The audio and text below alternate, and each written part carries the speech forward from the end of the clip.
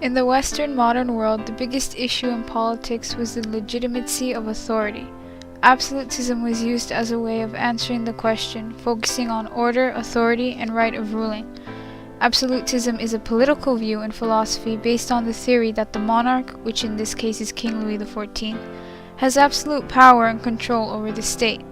Under his reign, he applied classicism, which is a belief in beauty from ancient Greece and Rome, associated with concept of order, symmetry, proportion, and an emphasis on form to establishing rules. In the dictatorship ruling of government that Louis XIV had, classicism was a form of setting order and obedience to established rules. These rules were then placed by him in bringing stability in order to a breakdown in feudalism, as well as setting up a model through a centralized authority. Centralized authority was exactly what King Louis XIV wanted and did. It was the idea that the state is governed from the center and the local areas or individuals would have either little or no power.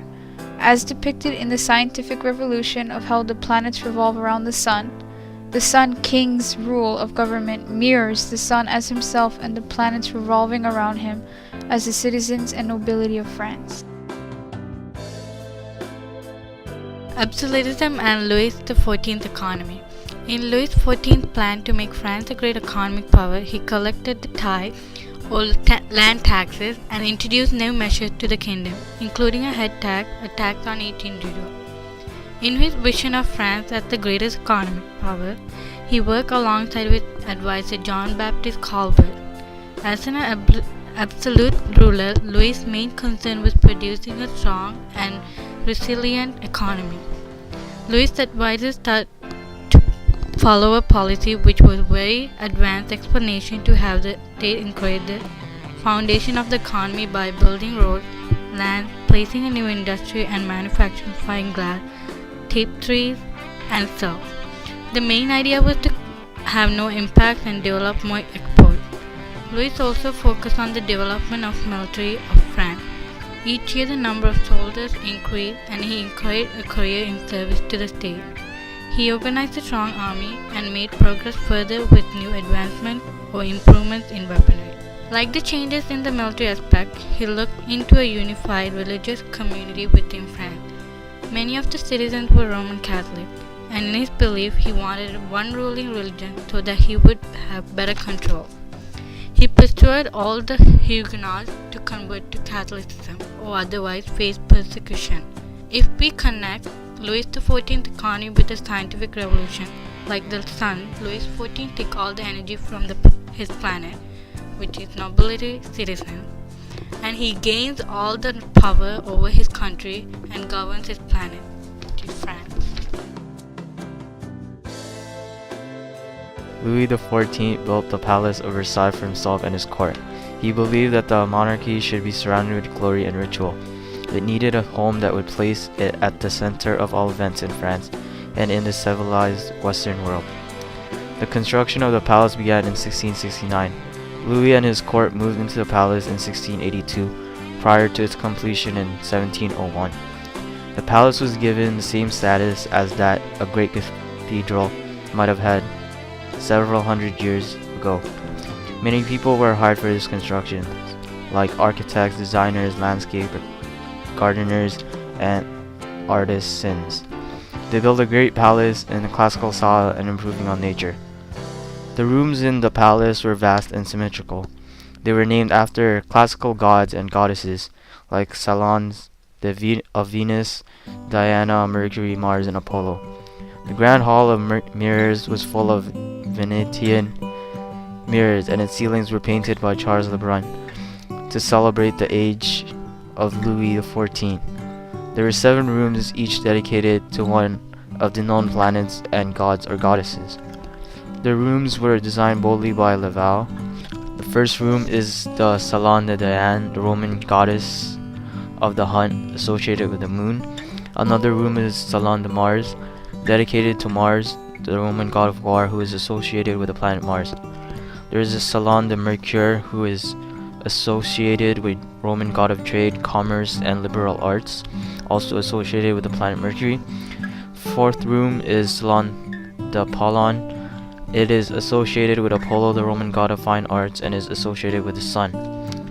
The 7 rooms were decorated by Lebrun and demonstrated Italian influences.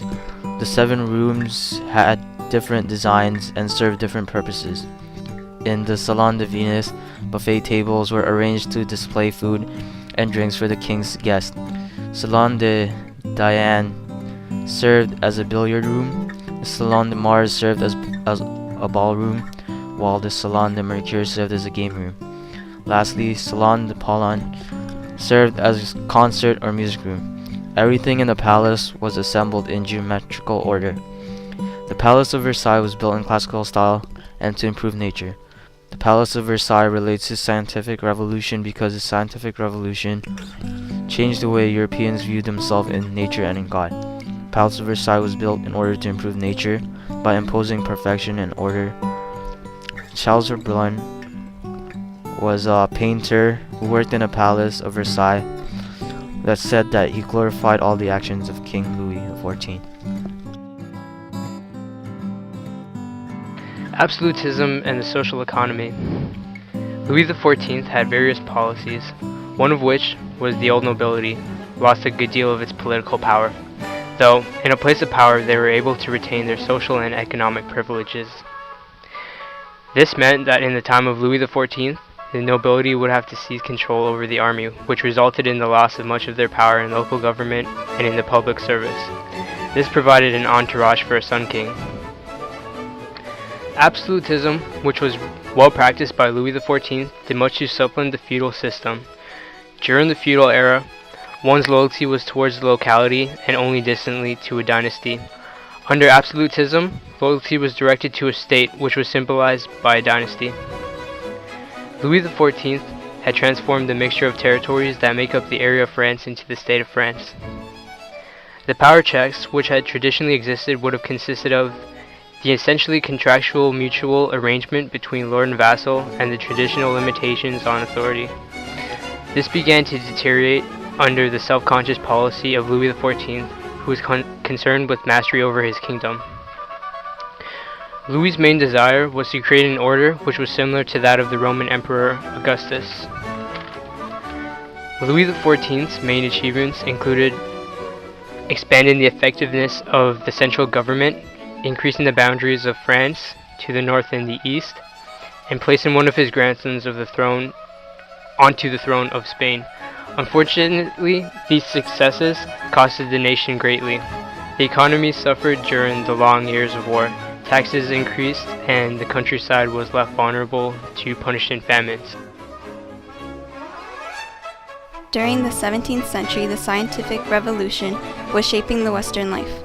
Although it did not affect Eastern Europe, absolutism did. Centralizing authority was becoming a common trend among countries in the East. After the 30 Years' War, Frederick William, the Great Elector of Brandenburg, Prussia, was going to form an army to pursue his interests. The nobles, also known as Junkers, supported Frederick on his belief of tax exemptions, control over peasants, and strong positions in the military. Frederick William wanted to modernize the state. His plan was to build a strong civil service, enforce industries, and follow mercantilist policies. All religions are equal and good as long as those practicing are an honest people and wish to populate our land.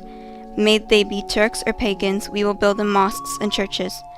Frederick William was accepting of everyone as long as they were trustworthy to him as he was to them. The ruling family of Austria, Habsburgs, also wanted to conform to the movement of absolutism. In doing so, they were exempt from certain actions because they belonged under the power of the Holy Roman Empire. Austria became a powerful state accommodating the different lifestyles that existed. Being located between Europe and Asia, Russia was not affected by the Renaissance or the Reformation because of its orthodox views. Russia influenced the West as it invaded Europe and the world with its power. In Europe, the power of the English monarchs was very limited and became a problem after the Civil War. The conflict resulted in religious motivations which involved the Catholic leanings of English king and the Church of England. Charles I, a man who was a leader during the crisis in England, tried to govern by personal rule and avoid Parliament. He only ended up upsetting the Puritans by showing sympathy towards the Catholics. This caused some Puritans to leave England and live in America, where they were able to practice their religion. Charles I also wanted the Presbyterian Church to adopt the Anglican form of prayer. He had called Parliament, but at that time, Parliament came to a conclusion that they should limit the authority of the king. A bill was created and the war had broke out in 1642 among the Parliament and king. Later on, a conflict arose that dealt with parliamentarians who were willing to accept the king as a monarch. Some were opposed to this and insisted on religious tolerance for non-Anglican Protestant churches. The king finally became defeated and the parliament was dissolved in 1653. Cromwell governed the place, but when he died, a new parliament was elected. Later on, Charles's son, Charles II, became king, and he believed the role of the parliament in the governance of the country. England became a constitutional monarchy. One of Charles I's famous quotes was, "Never make a defense or apology before you are accused." He said this to tell people to stand up and not to underestimate themselves. The Puritan Revolution played a huge role during the Scientific Revolution, as England had changed in ways such as becoming a powerful empire. It became a state with certain institutions and laws that restricted and limited their authority and certain rights to their subjects. The central government grew and the powers were limited by custom. These limitations were created by the laws and customs of the state. During the English Civil Wars, English philosopher Thomas Hobbes wrote Leviathan, which included themes such as the issue of authority and freedom. Hobbes rejected divine right ideas and even history as a means for forming a political community in his search of a principle for order. Hobbes wanted to pursue the path in which natural scientists were headed in their views on the physical universe, and to create a political science based on rational thought and observation. Hobbes' opinion on human nature was very low. Writing during the 17th century, he claimed that mankind was only interested in gaining power. He stated people were never satisfied, therefore always searched for glory. This resulted in war, which preserving a civilization was not possible. Hobbes said that in the state of nature, there were no arts, no letters, no society, and which is worst of all, continual fear and danger of violent death, and the life of man, solitary, poor, nasty, brutish, and short. The only way the state of nature could be abolished was through political sovereignty.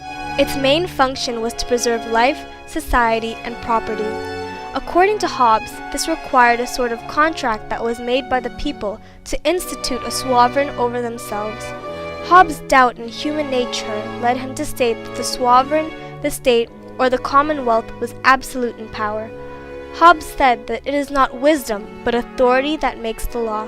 But there were a number of assumptions that suggested that the Hobbesian formulation sounded thoroughly modern. Hobbes disregarded both feudalism and divine right, but even though he was an authoritarian, Hobbes' unique political philosophy made people responsible for their own destiny. Jean-Jacques Rousseau was the most enigmatic of all the philosophies of the 18th century Enlightenment. He believed that civilization had its drawbacks. He asserted that people in the state of nature had what he termed natural pity or empathy with others. Rousseau claimed that the materialistic things and invention of private property are some of the reasons humans have become selfish and destroyed natural goodness. He tried to give civilization legitimacy by destroying the lost sense within the community. He believed human beings needed both liberty and society. He believed that a community had an identity and a will of the community in its noblest sense. Rousseau's powerful influence on the European Romantic movement and after was due to his vision of a regenerated human nature. Rousseau promised a transfiguration of everyday existence. His philosophy revealed a striking combination of idealistic and realistic elements which seemed to open the possibility of a better world. Rousseau quoted, "Everything is good as it comes from the hands of the maker of the world, but degenerates once it gets into the hands of man." Rousseau tried to educate the citizens that they should rely on their knowledge and skills rather than fully rely on God.